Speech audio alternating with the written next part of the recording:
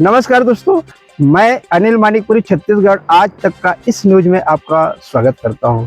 मैं आपको अंबिकापुर के वरिष्ठ समाज सेवक अभय नारायण पांडे जी के पास लेकर आया हूं और उनके साथ में हैं राजेंद्र बहादुर सिंह जी। वो है आम आदमी पार्टी के प्रदेश उपाध्यक्ष। हम जानने की कोशिश करेंगे कि अंबिकापुर नगर निगम के क्षेत्र में, उनके शहर में इस समय क्या माहौल है, क्या स्थिति है। तो आप बने रहिए इस हमारे वीडियो पर। जी सर, निगम की करतूत तो किसी से छुपा नहीं है। भजगौली का हॉस्पिटल का बहुत दिन प्रकरण चला, लुका छुपी का खेल भी चला। लगता था कल टूट जाएगा, परसों टूट जाएगा, फिर स्टे लेके आता था, फिर होता था कि फिर टूट जाएगा। तमाम तरह के आरोप प्रत्यारोप चला और निगम के अधिकारी निर्देश भी देते रहे कि कल टूट जाएगा, और पता चला कि वहां से बैरंग वापस आ गई टीम। तो कहीं ना कहीं साठ गांठ होता होगा, ऐसा लगा मेरे को।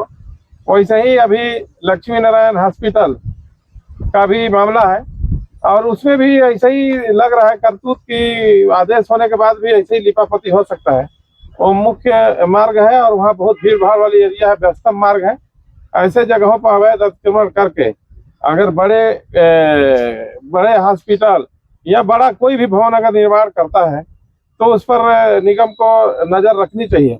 लेकिन ऐसा खेल खेला जा रहा है कि ढलाई हो रहा है या दीवार खड़ा हो रहा है, उस दिन जा रहा है निगम का कर्मचारी या कुछ न कुछ ले दे के फिर गाड़ी वापस बैरंग चली आती है। आज तक मैं नहीं देखा हूं कि कहीं किसी को आरोप प्रत्यारोप लगा है और ना तो किसी के ऊपर कार्रवाई हुई है।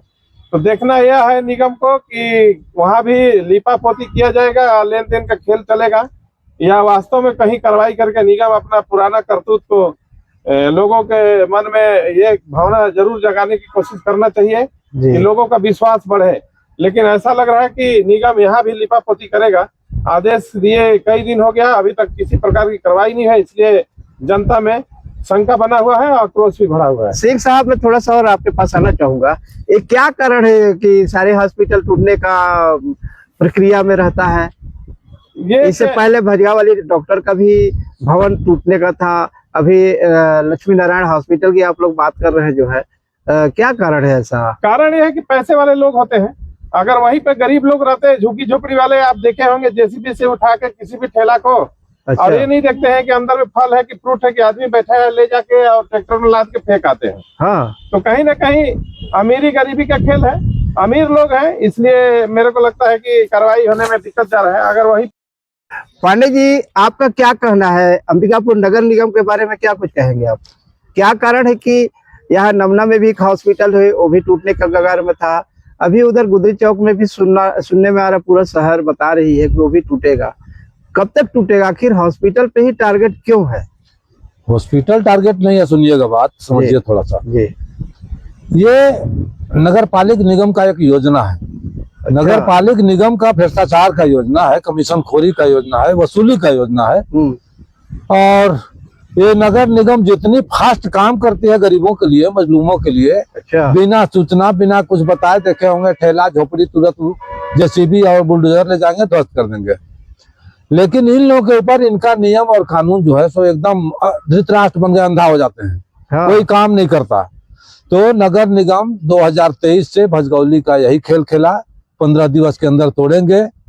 और इसके बाद इनका लगातार वो लव लेटर लिखा जाता रहा आदेश के नाम पर। अच्छा। वो लव लेटर जो होता है पैसा वसूली के लिए रहता है। हाँ। दिखाने के लिए।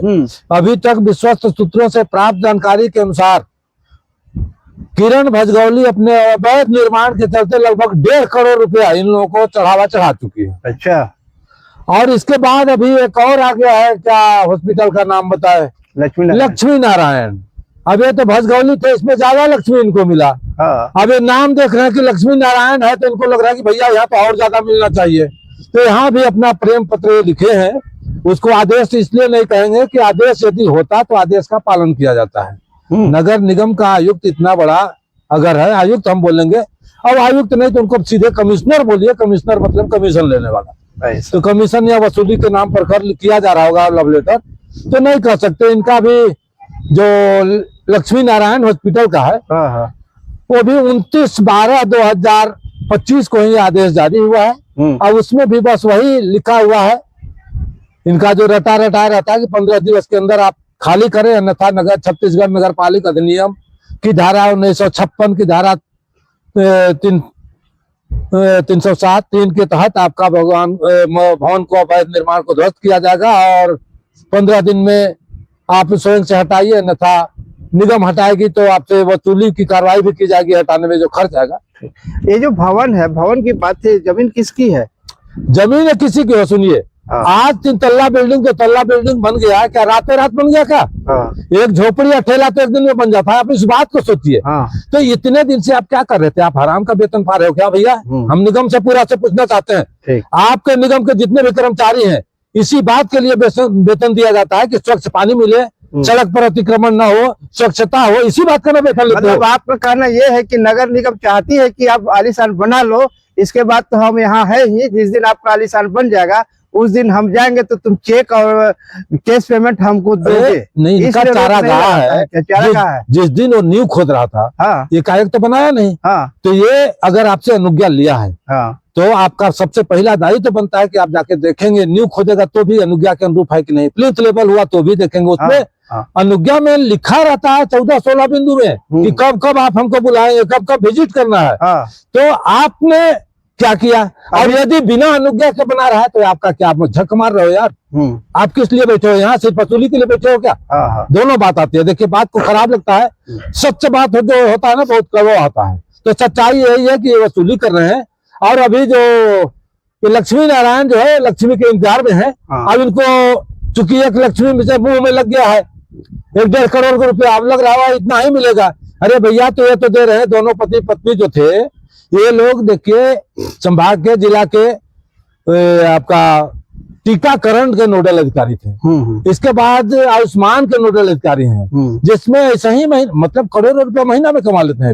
तो ये लोग तो देने में कोई बात नहीं है, वो प्राइवेट हॉस्पिटल है, ये तुलना वही कर रहे होंगे कि इसमें भी उतना ही मिलना चाहिए। तो हमको उम्मीद नहीं है कि उतना देगा, और चूंकि अब उतना नहीं देगा तो हो सकता है तोड़ेंगे, लेकिन अभी तक इंतजार क्या करना। मतलब एक संवैधानिक तरीका से, एक मानवता पे हम बात करें तो जो हॉस्पिटल बना है उसका गलती नहीं है, क्योंकि जब बना रहा था उस समय नगर निगम का दल आता, वहां पे रोक टोक करता, तो शायद ये नहीं बनाते। आज इतना बड़ा इसके पास नुकसान जो हुआ, इसका भरपाई कौन करेगा? आखिर जिम्मेदार है कौन? इसका जिम्मेदार नगर पालिका निगम है। उसको भरना चाहिए ना। बिल्कुल, पूरा इनके ऊपर जुर्माना होना चाहिए, इनका वेतन बंद होना चाहिए। क्या बंद हो रहा है? तो ये तो ऊपर से और वसूली कर रहे हैं। पांडे जी, एक चीज और बताइए, इस तरह से तो अंबिकापुर शहर में नगर निगम के अंतर्गत बहुत सारे हॉस्पिटल, बहुत सारे भवन बना है, तो उनको आप क्या बोलना चाहेंगे? रास्ता तो खुल चुका है। शुरुआती में यही बताने, इनकी योजना है। अभी ये दूसरा पर हुआ। अब देखते चलिए, 1-2 नहीं है यहाँ, सैकड़ों की संख्या में है। तो सभी अपना अपना पैसा अभी तक पटा रहे हैं। इसके बाद फिर नोटिस जाएगा, सिगुफा जाएगा, लव लेटर जाएगा। अच्छा, कि आपका भी ऐसा है, किसी ने और कुछ। मतलब आपका कहना यह है कि जो पैसा नगर निगम में नहीं देगा, उच्च अधिकारी को नहीं देगा, उसका नंबर नजदीक आते जाएगा और इनकी भूख बढ़ती जाएगी तो नोटिस जारी होते जाएगा। और कुछ नहीं तो किसी से शिकायत कराएंगे, फर्जी शिकायत कराएंगे। आपके विरुद्ध आया था नहीं, आप क्या कर रहे थे? शिकायत का इंतजार आप क्यों कर रहे थे, ये बताइए। आया था कि बातें छोड़ दीजिए। आपने अभी तक क्या किया? आप तो किस लिए बैठे हो यहाँ? आपके पास इतने कर्मचारी हैं। ये दोनों हॉस्पिटल के जो मालिक है, उस मालिक को आप क्या कहना चाहेंगे? इनके ऊपर वो भी कानूनी कार्रवाई कर सकता है क्या, कि हमने जब निर्माण किया उस समय आप क्यों नहीं आए, अब मेरा भरपाई कौन करेगा? नगर निगम के ऊपर इन्होंने ये जो है कोर्ट दायर में याचिका कर सकता है ना। नगर निगम जो है वो, उनको भी यही बुद्धि वही बताएगा कि अब आप ये कह करके वहां तो हाई कोर्ट चले जाइए। ये लोग क्या है, हाई कोर्ट और सुप्रीम कोर्ट तक को भी ये गुमराह करना चाहते हैं कि अब तुम जाओ और बोलो कि हमारा संवैधानिक अधिकार बनता है कि हम बनाए, इतना खर्च किए तो अब हमारा भरपाई। उस समय कहाँ थे? सही बात है, इनका भी गलती है। तो ये तो मिली भगत है, क्या है, माफिया लोग हैं। माफिया के ऊपर इनके नियम कानून काम नहीं करता। सबसे बड़ी देखिए नैतिकता और ईमानदारी की बात है, जो नहीं है, सिर्फ वसूली की काम है और वसूली का खेल चल रहा है। महापौर को क्या बोलना चाहेंगे आप? क्या बोलेंगे, वो बेचारी खुद है, देखिए क्या बताओ, सीधी सादी है। और इन लोगों का अभी क्या है, सब छल प्रपंच समझेगी।